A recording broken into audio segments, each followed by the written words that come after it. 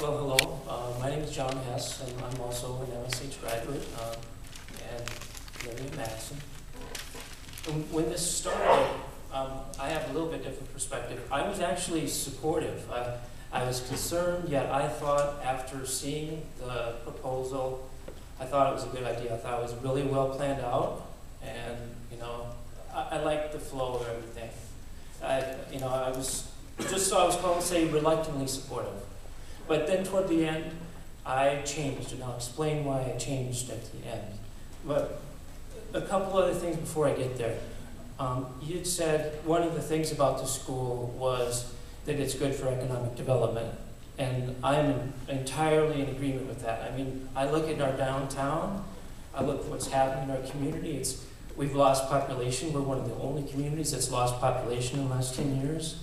I mean, our salaries are so low relative to other communities around us.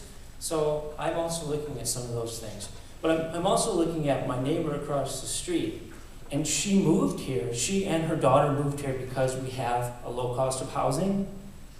But then after moving here, she's had to put in a sidewalk. She's had to make other repairs to her house. She's already at the point of having to take out a loan, and she's 75 years old. So I don't think we're really being fair to some of these people who are just right on the edge, because not everyone's in the same place that we are financially and have the same sort of employment.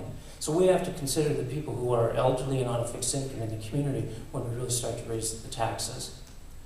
So to consider that just for a minute, I made a few phone calls to like 7 different cities around us, and I was surprised that we have the second highest mill levy already.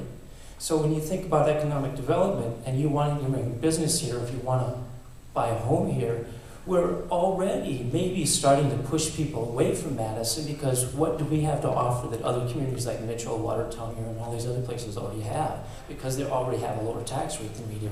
So I think you really have to consider that if you want to start selling this as economic development and decide how that fits into things. But to explain what really veered me away from voting yes was when the board decided to allow voting at school events. Because I think we have a very sacred way of voting, and this seemed like a simple way to bring people who you knew were going to vote yes to the school, and it really, really turned me off. And I know it turned off a lot of other people in the community, and that's when I decided I would not support this. So I think looking forward, you should really look at how you have that voting practice, because I'm not the only one who thinks it's a very unfair way of voting.